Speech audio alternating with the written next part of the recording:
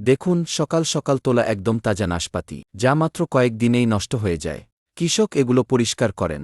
তারপর এগুলোকে ভাপে রান্না করা হয়। ধীরে ধীরে এগুলোর রং গা হতে শুরু করে। এবার এক এক করে এগুলোকে মাঝখান দিয়ে কাটা হয়। বীজ এবং শক্ত অংশগুলো সাবধানে হাত দিয়ে বের করে দেওয়া হয়। এখন বাকি থাকা নরম ও রসালো নাশপাতিকে ছোট টুকরো করে কাটা হয় এবং তারপর একটি বড় পাথরের জাতাকলে ওকলে রাখা হয়। ধীরগতিতে খুব যত্ন করে এটি পেশা হয়।